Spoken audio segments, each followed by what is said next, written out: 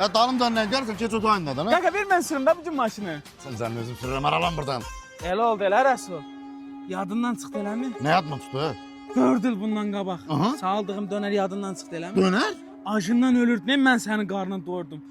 Hələ çox demirəm ha, yanında ayran da almışdım sənə. Bildim benim üstüme kadar 500'lüydü. Dedim bende var kırda. Gittin aldın geldin de bir döner idi. Ne olur ki? İndi elə deyirsən ha Rəsul, mənlə maşın söhbət edirsən. Amma mən sən onda dönər söhbət eləməmişəm. Al otur. Neyse. Oo.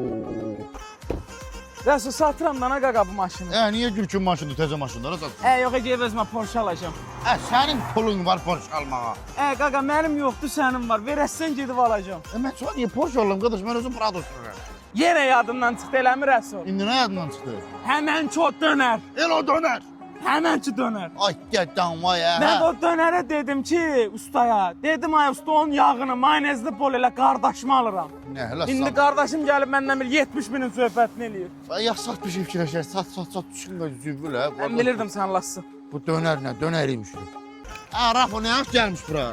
Qaqam buradan bir dənə 3 otaq evi götürüb çeli. Deyiləm, nəylə alırsan ha? Pulun var. Mənim pulum zadım yoxdur. Allah sağ yetsin. Qaqa sənin şotuna yetirik kana sən alasın. Mən sən niyə vallam hə? Xısta çançan.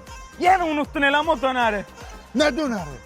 Keçən dəfə 4 il bundan qabağı o günlər hələ də yadımdadır. Sağ getdim dönər aldım.